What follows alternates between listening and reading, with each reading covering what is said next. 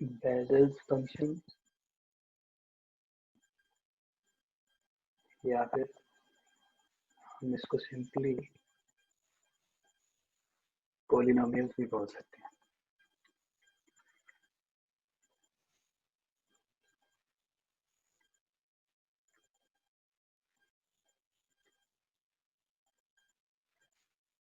यहाँ पे हम ये लिख सकते हैं आपकी हेल्प के लिए, by the method of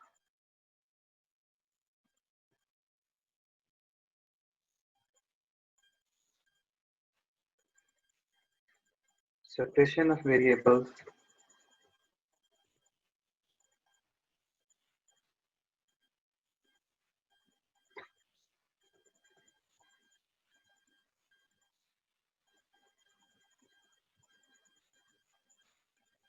from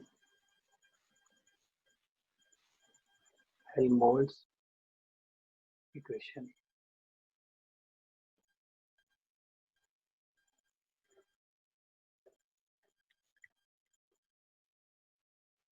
Bessel differential equation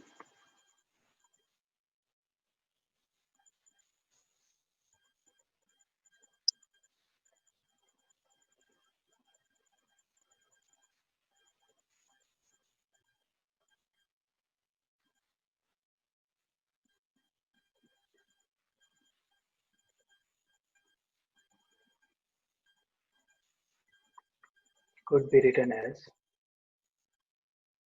हाँ जी, इक्वेशन है D square Y over D X square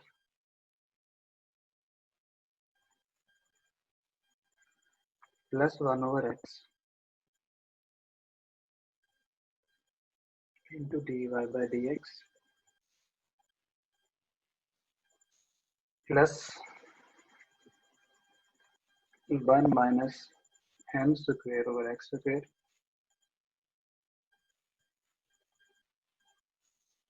into Y equal to 0। ये इक्वेशन बेजल्स डिफरेंशियल इक्वेशन कहलाती है। अब फिर दोबारा बिल्कुल उसी तरह से ही बेजल्स डिफरेंशियल इक्वेशन का सॉल्यूशन निकाला जाएगा और वो सॉल्यूशन पावर सीरीज मेथड से निकालेंगे हम। तो वो जब सॉल्यूशन निकालेंगे तो वो सॉल्यूशन हमारे पास एक बेजल्स पॉलिनोमियल की फॉर्म में आ जाएगा, उसका जनरल इक्वेशन, जनरल फंक्शन जो होगा। तो उसको हम स्किप करते हैं मेथड को कि किस तरीके से हमने इसके अंदर वैल्यूज जो हैं वो पुट की हैं। By method of separation variables जो है उस सारे मेथड को स्किप करके हम सॉल्यूशन की तरफ आते हैं। तो वो सॉल्यूशन क्या है? पावर सीरीज मेथड से थोड़ा सा मैं ये आपको बता दूं कि ये इसमें हम लेट करते हैं जो y की वैल्यू है ये एक जनरल सॉल्यूशन के बराबर एज्यूम कर ली जाती है। वो general solution power series method में हम खुद से एज्यूम करते हैं कि वो इक्वल बराबर है summation r equal to 0 to infinity a r x raise to power k plus r। ये एक एज्यूम सॉल्यूशन होता है। जब आप इसमें पुट करते हैं और इसको सॉल्व करते हैं, एक लंबा मेथड होगा, तो उसमें फिर हमारे पास एंड रिजल्ट पे एक पॉलिनोमियल या एक फंक्शन आ जाता है जिसको हम बेजल्स फंक्शन या फिर बेजल्स पॉलिनोमियल कह सकते हैं। जी, ये थोड़ा सा इंट्रोडक्शन था ताकि आपको थोड़ा सा आसान हो जाए इसको सॉल्व करना। अब इसमें k की दो वैल्यूज यूज की गई हैं सॉल्यूशन में। जब आपके पास सॉल्यूशन आता है तो उसमें एक दफ़ा k को पॉजिटिव लिया जाता है और एक दफ़ा k को नेगेटिव लिया जाता है। k की वैल्यू प्लस n और k की वैल्यू माइनस n। तो इस तरीके से हमारे पास एक ऐसी पॉलिनोमियल एग्जिस्ट करती है जिसकी डिग्री जो है वो नेगेटिव में भी एग्जिस्ट करेगी। अगर आपकी k की दोनों वैल्यूज यूज करेंगे यहाँ पे तो हमारे पास एंड रिजल्ट पे y का जो सोल्यूशन आएगा उसके अंदर ये कैपेबिलिटी मौजूद होगी कि उसमें जो वेरिएबल्स की पावर हैं वो प्लस में भी होंगी और माइनस में भी होंगी। हाँ जी, तो वो जनरल सॉल्यूशन है क्या? हमने ये इसमें पुट कर दिया, इस इक्वेशन को सॉल्व कर लिया पावर सीरीज मेथड से। सॉल्व करने के बाद हमारे पास एक रिजल्ट आ गया, वो रिजल्ट है y is equal to a naught x raise to power n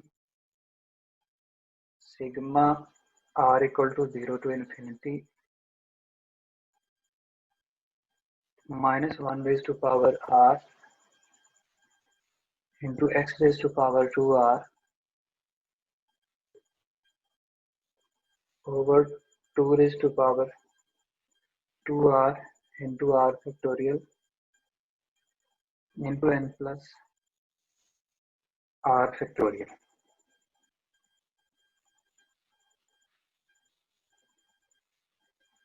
ये एक रिजल्ट आता है वो सारे प्रोसेस के बाद, एंड मतलब रिजल्ट हमारे लिए ये यूजफुल है, हम इसी को यूज करेंगे, इसी को लेके आगे बढ़ेंगे, हमारे लिए यही इम्पोर्टेंट है। अच्छा, ये देखें अब इसमें ये ए नॉट कांस्टेंट है, इस ए नॉट की सेपरेट वैल्यू अगर हम निकालें तो ए नॉट बराबर आता है 1 over 2 raised to power n into n factorial।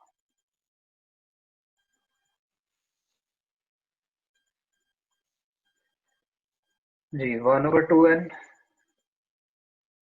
into n factorial, ये वैल्यू आ रही है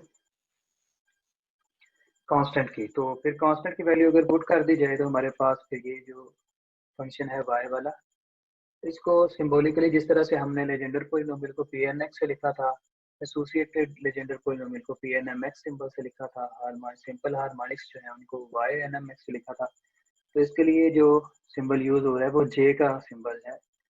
तो बेजल फंक्शन, ये y जो है इसको, इसी को हम बेजल फंक्शन बोलेंगे, और वैल्यूज पुट करने के बाद हम उसको नोटेशन में ले आते हैं कि that is the Bessel function या बेजल पॉलिनोमियल। वैल्यूज पुट करें, ये आ जाएगा 1/2n n फैक्टोरियल,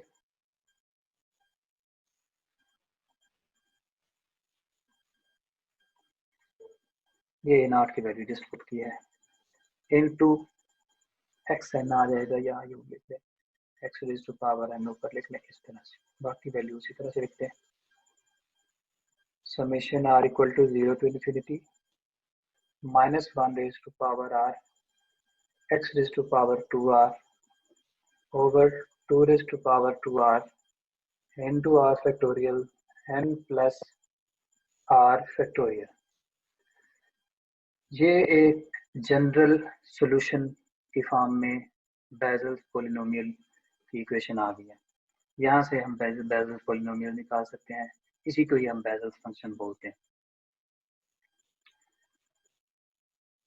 इसमें हम k की वैल्यू जिस तरह से पहले बताया था प्लस भी ले सकते हैं, माइनस भी ले सकते हैं, यानी k is equal to plus n put करेंगे और k equal to minus n put करेंगे तो ये नेगेटिव डिग्री की पॉलिनोमियल आनी हो जाएगी j-2x। अगर n की वैल्यू आप पॉजिटिव लेते हैं तो फिर पॉजिटिव पॉलिनोमियल्स आएंगी, n की वैल्यू नेगेटिव लेते हैं तो फिर नेगेटिव वेरिएबल्स के साथ टर्म्स आएंगी। हम इसको देखते हैं कि ये एक फैक्टोरियल फॉर्म के अंदर फंक्शन है, बेजल फंक्शन या बेजल पॉलिनोमियल का। जिस तरह से हर पॉलिनोमियल का एक सिंपल फंक्शन होता है, हमने देखा था, उसको हम जनरेटिंग फंक्शन बोलते हैं। तो बेजल फंक्शन का या फिर बेजल पॉलिनोमियल का भी एक जनरेटिंग फंक्शन है, उससे पॉलिनोमियल्स निकाल लें या फिर इससे निकाल लें तो वो दोनों बराबर हों। तो हम एक क्वेश्चन की हेल्प से उसको प्रूव करने की कोशिश करते हैं, लेकिन इससे पहले हम इसको थोड़ा सा सिंप्लीफाइड फॉर्म में ले आते हैं। जे एन एक्स को इस समेशन को ओपन करके हम समेशन को एक्सपेंड करके लिखते हैं, तो ये हमारे लिए हेल्पफुल होगा। तो ये हम पहले ही काम कर लेते हैं। तो ये आ जाता है, हम अगर इसको एक्सपेंड करते हैं summation r equal to 0 to infinity, तो r की वैल्यू पहले 0 पुट करते हैं, फिर 1 फिर 2, 2-3 टर्म लेके इसको कैरी ऑन कर लेंगे, एक्सपेंड कर लेंगे। तो वो देखते हैं कि जब आप इसको एक्सपेंड करते हैं तो फिर हमारे पास किस फॉर्म में ये पॉलिनोमियल इख्तियार करेगा, कौन सी शेप इख्तियार करेगा, कौन सी शक्ल। ये आ जाएगा jnx। इसको तो हम ऐसे लिखेंगे x raise to power n over 2 raise to power n into n factorial. r की वैल्यू 0 पुट कर दें। ये हम सारी टर्म्स जो हैं उसको एक्सपेंड कर रहे हैं समेशन की।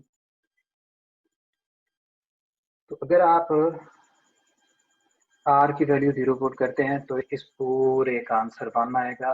समथिंग पावर 0 1 होता है, समथिंग पावर 0 1 होता है, समथिंग पावर 0 1 होता है, 0 फैक्टोरियल 1 होता है।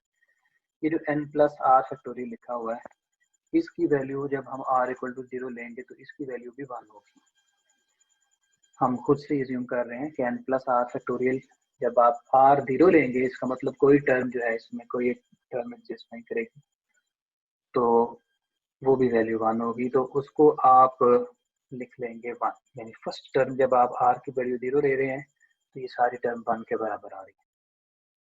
सेकेंडली जब आप r की वैल्यू 1 लेंगे तो -1 रेज़ टू पावर 1, ये माइनस आएगा, यहाँ पे माइनस का साइन आ गया। इसी तरह से x raise to power 2 into r की वैल्यू 1 ले तो एक्स स्क्वायर बन जाएगा, ये आ जाएगा माइनस एक्स स्क्वायर। ये नीचे आ जाए तो फिर ये 2 रेज़ टू पावर 2, ये आ जाएगा जी 4, या फिर आप इसको ऐसे लिख लें 2 रेज़ टू पावर 2 2 इंटू 2, 4 को ऐसे भी लिखा जा सकता है, एक ही बात है। 2 इंटू 2 इज इक्वल टू 4। आगे आर की वैल्यू 1 1 फैक्टोरियल 1 हो जाएगा, और n प्लस आर की वैल्यू 1 लगाए तो n प्लस 1 आ जाएगा, n प्लस 1। ये हमारे पास रिजल्ट आ रहा है। बाद दफ़ा इस 2 को अंदर मल्टीप्लाई करके लिख दिया जाता है तो ये 2n प्लस 2 बन जाएगा। ये 2 अंदर अगर मल्टीप्लाई कर दें तो ये आ जाएगा 2n प्लस 2। तो ये बेटा जी सेकंड टर्म आ जाएगी जब r 1 लेंगे। इसी तरह से आप r की वैल्यू 2 पुट करें, जब r की वैल्यू 2 पुट करेंगे तो ये -1 स्क्वायर बन जाएगा, ये प्लस में आ जाएगी वैल्यू, ये यहाँ पे प्लस का साइन आ जाएगा, और r की वैल्यू 2 के साथ ये 2 इंटू 2 4 हो जाएगा, x raise to power 4 over, इसको फिर हम थोड़ा सा ऐसे लिख लेते हैं 2 रेज़ टू 2 इंटू 4। वैसे तो ये बनेगा r की वैल्यू जब आप 2 पुट करेंगे 2 रेज़ टू पावर 4 16 के बराबर आएगा। यहाँ पे 2 इंटू 4 करके लिखते हैं इसको, और एक 2 को अंदर मल्टीप्लाई कर देंगे यहाँ पे, तो ये इस तरह से हमारे पास फिर वैल्यू आ जाएगी 2n plus 2 into 2n plus 4, 2n plus 2 into 2n plus 4। ये जब आप इसको सॉल्व करेंगे n प्लस आर फैक्टोरियल को, तो ये रिपीट करनी थी terms, n plus r terms, तो 0 टर्म्स पे हमने इसको लिखा 1 यहाँ पे, जब n प्लस आ रहा है तो n प्लस 1 लिखा इसको। जब आप r की वैल्यू 2 लेंगे तो हम इसको कैसे लिखेंगे, टर्म्स रिपीट करेंगे कैसे, n plus 1 into n plus 2। तो जब r की वैल्यू 2 आई है तो n plus 1 into n plus 2, जब r की वैल्यू 3 लेंगे तो फिर n plus 1 n plus 2 n plus 3, 3 term आ जाएंगी। तो इस तरह से नंबर ऑफ टर्म्स जो हैं वो इस तरह से रिपीट होती जाएंगी। ये एक तरीका है इसको एक्सपेंड करने का, मैंने थोड़ा सा इसको एक्सपेंशन में लिख लिया है, हमारे लिए ये थोड़ा सा हेल्पफुल हो सकता है जी। अब आप देखें, हम इस मिसल में दो वेरिएबल जो थे वो रिपीट हो रहे थे, r और n दोनों। तो हमने इसको सिंप्लीफाइड फॉर्म में इसलिए ले लिया है ताकि हम अब ये सारा फंक्शन जो है ये n की फॉर्म में आ गया है, ये सारे के सारा बेसल फंक्शन, आप सिर्फ n जो है ये डिग्री ऑफ पॉलिनोमियल होता है, जस्ट उसकी वैल्यू जो है वो आप पुट करें तो आपके पास डिफरेंट पॉलिनोमियल्स आ जाएंगे बेसल फंक्शन के। तो इसलिए हमने ये जो अंदर वाला जो वेरिएबल था आर की फॉर्म में, उसको एक्सपेंड करके लिख दिया है ताकि सिर्फ वन डिपेंडेंट वेरिएबल एन की फॉर्म में हमारे पास सोल्यूशन आ जाए। अब इसमें अगर आप वैल्यूज पुट करते हैं n equal to 1, n equal to 2, n equal to 3, तो आपके पास different bezels polynomial j1x, j2x, j3x की फॉर्म में आ सकती हैं। n की वैल्यू 0 पुट कर दें, j0x आ जाएगा। हम नेगेटिव वैल्यूज भी ले सकते हैं, j n की वैल्यू -1 ले, j -1x आ जाएगा, j -2x। तो दोनों टर्म्स पॉजिटिव और नेगेटिव इसमें एग्जिस्ट कर सकती हैं। हाँ जी, हम इसको कंटिन्यू करते हैं।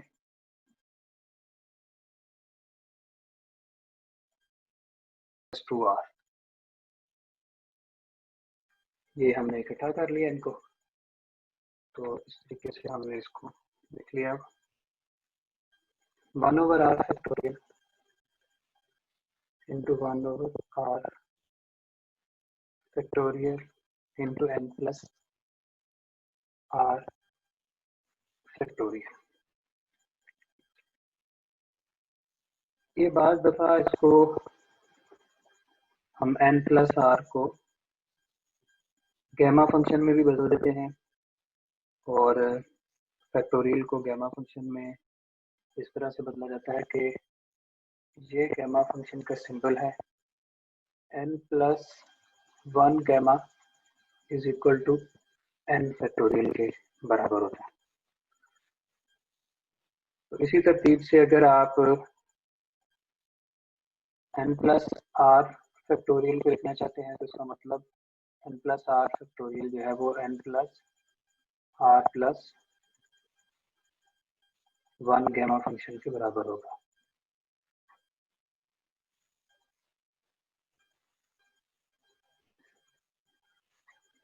हाँ जी, तो n plus r factorial is equal to n plus r plus 1 gamma, इस तरह से भी लिखा जा सकता है। यानी आप इस n प्लस r फैक्टोरियल की जगह पे n plus r plus gamma plus 1 gamma function put कर सकते हैं। ये बार दफ़ा गैमा फंक्शन के अंदर भी फार्मूला है, ये फार्मूला हमने कल पढ़ा था। फिर हमने इसको इस अंदाज से भी लिखा था कि r को हमने एक्सपेंड कर दिया था और r की एक्सपेंशन के बाद ये सारे का सारा फार्मूला जो है ये n के डिपेंडेंट आ गया था। तो उसी तरह से हम इसकी एक्सपेंशन फॉर्म अगर लिख देते हैं, ये आ जाएगा j of nx is equal to x raise to power n over 2 raise to power n into n factorial.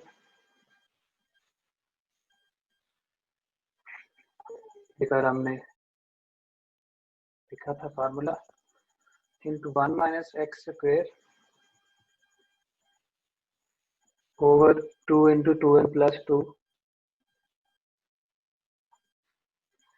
फिर plus x raise to power 4 over 2 into 4 into 2n plus 2 into 2n plus 4 and so on. ये इसकी expansion form है। हमने इसमें क्या किया कि x raise to power n over 2n n factorial को सेपरेट करके ये जो बाकी समेशन की टर्म थी इसको एक्सपेंड करके लिख दिया। ये कल हम बता चुके हैं। ये इसमें थोड़ा सा सॉल्व करना, कैलकुलेट करना ज़रा आसान हो, into 6 into 8 and so on. So these are the different values that we are getting after substituting different values of n.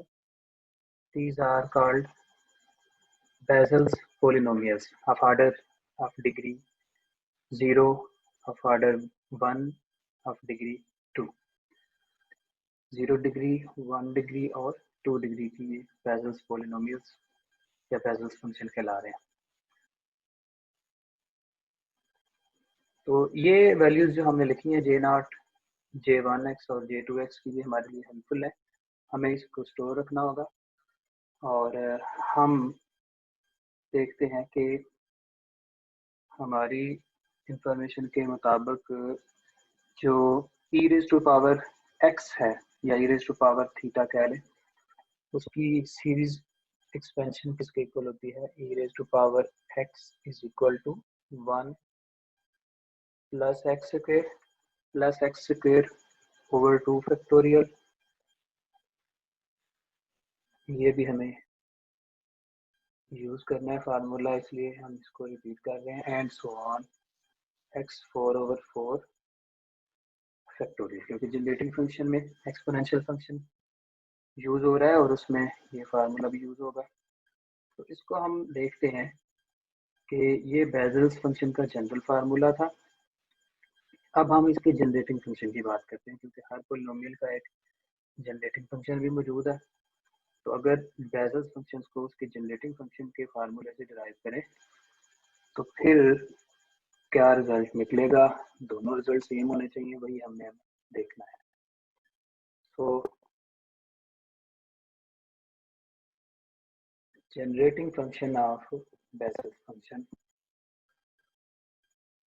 और बेजल्स पॉलिनोमियल।